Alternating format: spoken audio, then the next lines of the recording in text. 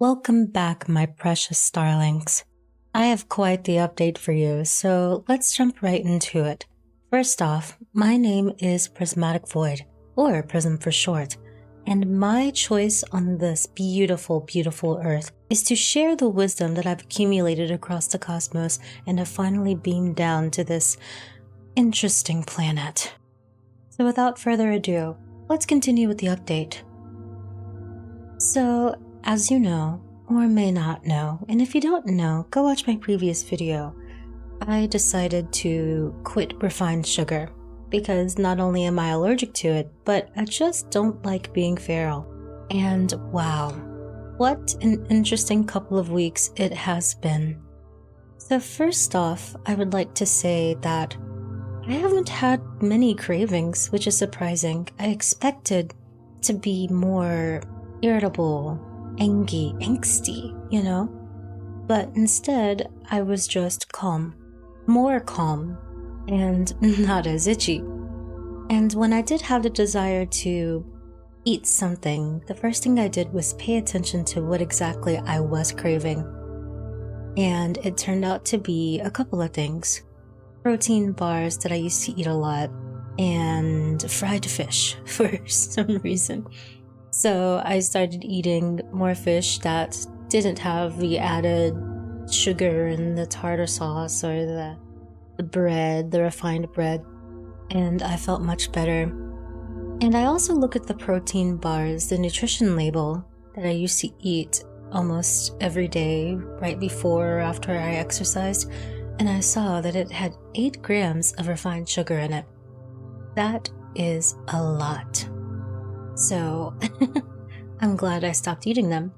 But other than that, I've had a pretty nice time. My skin is slowly but surely clearing up. Fruit tastes a little too sweet now, so I've switched to some that are lower in sweetness, such as raspberries and strawberries. I still eat blueberries though, even though it's higher in sugar content. With all the fiber, I honestly don't care. And I value my brain health over naturally occurring sugars. So when it comes to my health, yeah, things have been great. I haven't measured myself yet. That's not necessarily the goal, even though my inner vain person definitely wants to be a bit more snatched. But something else I paid attention to was the people around me. So I'd like to start by saying I lead a private life. The less I tell people, the more peaceful life I live. However, at my job, we tend to have tea time, and we get coffee and a tray of snacks is passed around, and a lot of, if not most or all of these snacks are sugary. So on this particular day, I simply declined. I said, oh, no thank you, the coffee is more than enough. And when I tell you, in an interrogation room, oh my god, I felt like the light shifted and everything. It was just very interesting, to say the very least. So, needless to say, my coworkers put 2 and 2 together, and they were asking, oh, are you dieting? Is it because of that random person who had a crush on you? What's going on? And I'm just like, it's none of your business. What the heck? I did tell them, remember at the beginning of the year when I said I was allergic to sugar? Yeah, I thought it was just because I was in the USA and their refining process used some chemical that made me all itchy, but nope, turns out it's refined sugar. So yeah, I can't do it anymore, dude. And instead of respecting my decision, I counted over the next 2 weeks how many times I was offered snacks. 17. I was not only offered snacks, but I was given them as quote-unquote gifts. And word travels fast. So there was another coworker at another location. Literally the day after everyone else put 2 and 2 together, she gave me 4 snacks all at once. She was dealing them out like they were cards, and she was playing blackjack. And that's when I realized, oh my god, I totally forgot to recognize that no matter where I go, I still come off as that person, that woman. In an ideal world, it would be nice just to be a girl. But in this reality, people see me as intelligent, driven, beautiful, kind. So many lovely things, and a lot of people are threatened by that. And a lot of people, when they see a person trying to improve themselves, someone that they think is already at a really nice stage in life, they'll try to bring that person back down to the level that they desire that person to be in. So yeah, sabotage at its finest. And I'm so glad that I clocked it so soon, because I was able to move accordingly, move differently. Request, for example, not to have much sugar in my coffee. One time a coworker did actually put a lot, like more sugar than usual in my coffee. And I clocked that. Okay, yeah, she's an op. I get it. All right, poured it out, poured tea instead, and just started requesting tea. And we never had that problem again. Which brings me to phase 2 of my talk with you today. In this lifetime, one of the biggest life lessons that I've learned is how to identify and interact with insecure people. Insecurity is one of the biggest driving factors to a lot of suffering in this world, in my humble opinion. So I want to talk about 3 subsects of people, how society as we know it has warped their mindset, and a couple of things to recognize, and a couple of ways to handle these insecurities. First of all is older women, my biggest op ever since I was a kid. For so many reasons, especially in a patriarchal society, women who lived in an age where they were, by law, not allowed to be as informed. They've gone through a lot. They've paved the way for us youngsters to live for ourselves. And while I'm sure, actually no, I'm certain, I've seen it with my own eyes, that many of these women are proud of us and rooting for us, a lot of them are bitter and resentful. And when they see us trying our best to live our best lives, even if it doesn't feel that way, but it just looks luxurious on the outside, these women are triggered by that. And instead of going within and exploring those triggers, they try their best to make those young ladies feel just as miserable as they feel inside. And it's so sad, especially because I grew up in the countryside. I spent a lot of time with my elders, when I was in preschool. I learned so much from them, and I didn't have this concept of beauty being rooted in youth. I thought they were so beautiful. I thought their hands were soft. I thought that their eyes carried the universe within them, and their smiles felt like sunshine, and they had not only so much wisdom, but they were just a joy to be around. I just loved talking with them. I can't imagine myself looking at someone half my age and thinking, wow, I want to sabotage them. I don't like them. I don't know why, I can't put my finger on it, but there's just something about them that's off. They deserve to learn a lesson. I'm not saying that's how insecure people think. I have no idea. But that's what it feels like, right? Another subsect I'd like to talk about are the hottest topic right now, but I want to add something to it. Men also includes gay men, even if they're not out to themselves or anyone else. Men, as a collective, are taught at a very young age to hate themselves, and they project that hatred on others all the time, especially when they see a confident woman, right?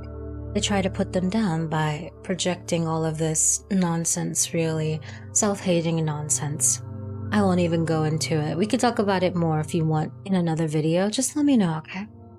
But when it comes to men, and oftentimes gay men, sometimes they feel so threatened by a person's femininity because they have yet to embrace theirs. They're still learning how, or they're afraid or ashamed to embrace their own femininity, that they just try their best to punish others for it.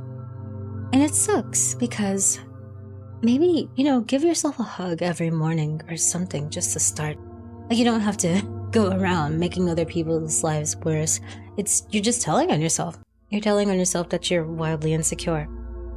And the third subsect of people, my babies, my precious darlings, my intellectuals.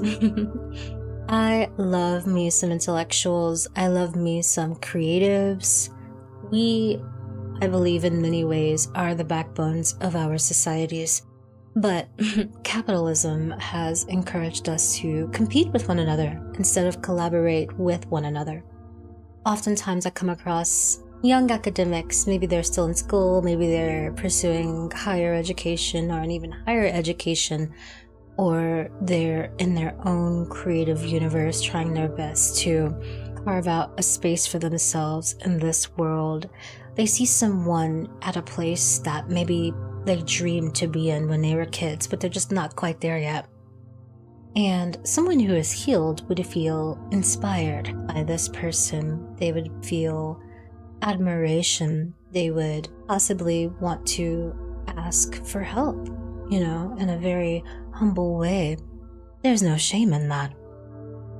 But there are some people who see that other person's existence as an attack on their own progress in life and their own self-worth oftentimes. And some people will just straight up bully the person that they secretly admire. You know the words. Haters, right? They're haters. They be hating. Some people outright bully, but then there are the sneaky ones, the lethal ones who come in as an admirer. They shimmy on into your life. They sneak in, praise you, which should be a red flag, by the way. And then every now and then they slip in a little question that's a little personal. So, what was your childhood like? Or how exactly do you do this with your business?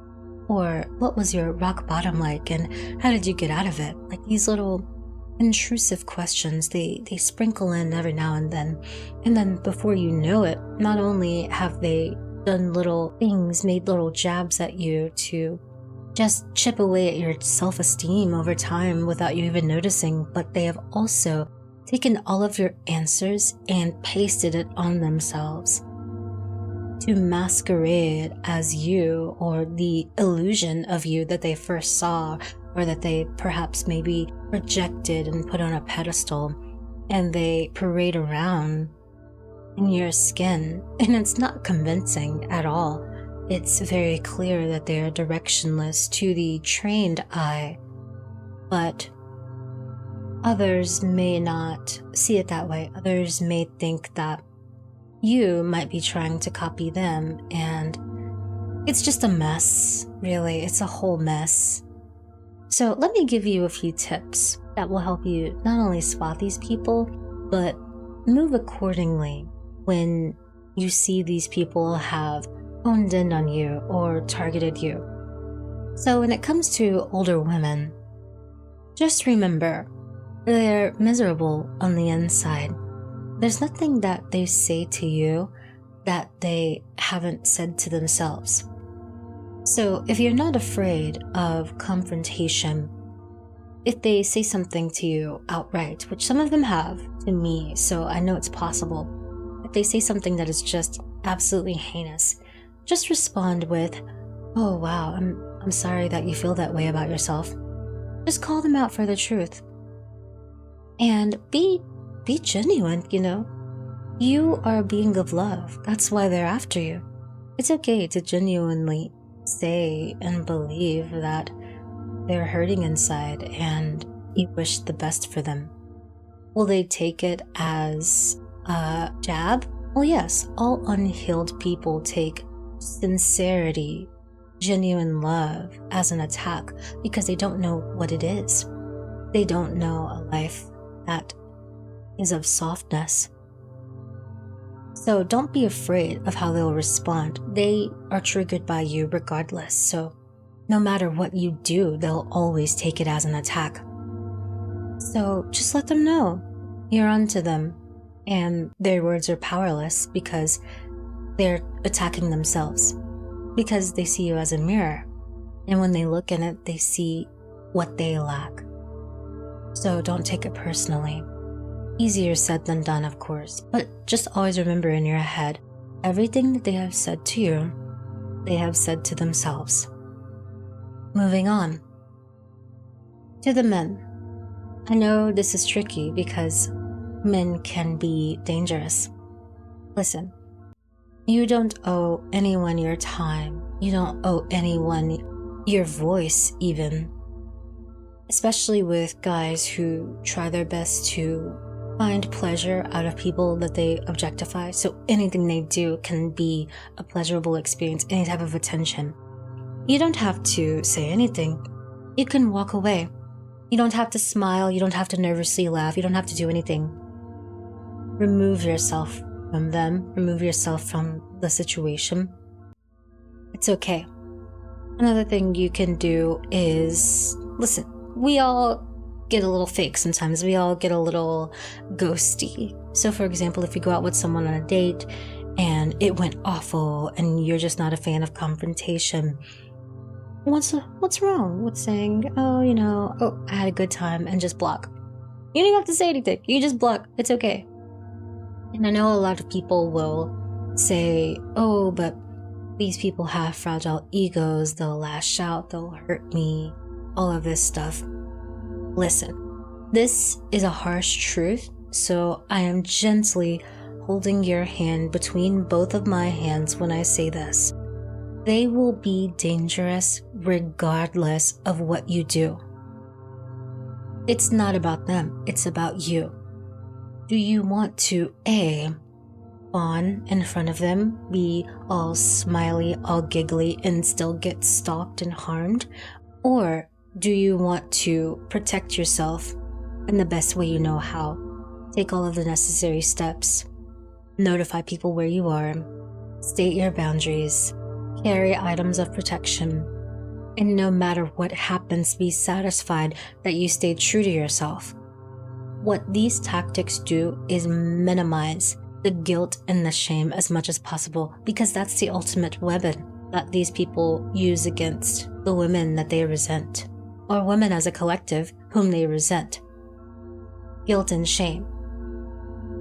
You've heard it before. What were you wearing? Oh, choose better. Why were you smiling if you were nervous? All of these little things. We're not doing that. First of all, those are nothing to be ashamed of. Fawning is nothing to be ashamed of. It takes time to build up to this way of interacting with the world. You can't fawn or fight or freeze your way into changing someone else's behavior. You can only behave in a way that you can look back and be proud of. So choose wisely. No judgment from me or my starlings. You hear that, starlings? Be in your best behavior in the comments.